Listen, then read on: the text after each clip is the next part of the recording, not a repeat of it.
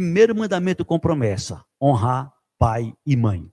E observe que o texto sagrado nos diz o seguinte: filhos, obedecei a vossos pais no Senhor, pois isto é justo.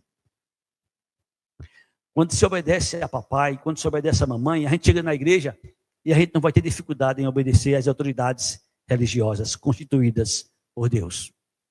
A gente não vai ter dificuldade de enfrentar a sociedade civil, as autoridades civis e também as obedecer. A gente não vai ter dificuldade em obedecer às legislações da nossa nação, do nosso estado, do nosso país. Porque nós já estamos acostumados dentro de casa. Já aprendemos dentro de casa. Mas quando a gente não aprende dentro de casa, quando a gente desconsidera, quando a gente não honra, quando a gente não procura obedecer nossos pais, dificilmente nós seremos obedientes fora de casa. E aí vem as consequências. Quais são as consequências? Nós acabamos de ver que existe a possibilidade da gente não chegar nem à metade dos nossos dias. Você tem observado? Se você não observou, mas preste atenção. A quantidade de jovens que morrem com 14, com 15, 16, 17, 20, 22, 24, 25. Jovens ainda no começo da vida. Muitos deles nem começaram a viver.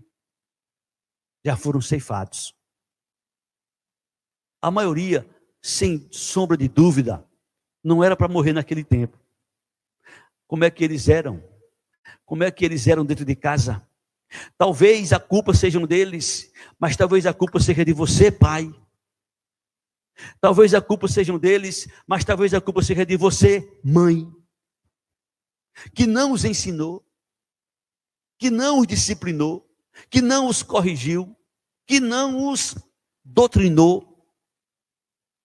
Não é à toa que Deus nos estimula que a gente deve ensinar nossos filhos pela manhã, pela tarde, à noite, em todos os momentos de nossa vida. O grande sábio Salomão até diz: ensina a criança no caminho em que deve andar, e certamente quando ela crescer não se desviará dele. Por isso que o Senhor nos diz: honra teu pai e a tua mãe, que é o primeiro mandamento com promessa, para que te vá bem. Acredito que você já deve ter visto, se não viu, mas preste atenção que você vai ver. Existem muitas frases que se colocam nos caminhões atrás. E dentre estas frases tem algumas que dizem assim: o bom filho, Deus ajuda. É uma verdade.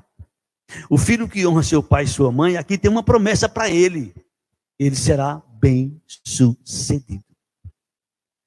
Honra teu pai e tua mãe, que é o primeiro mandamento com promessa para que te vá bem. Um bom filho, certamente ele será um bom esposo. Um bom filho, certamente será um bom pai.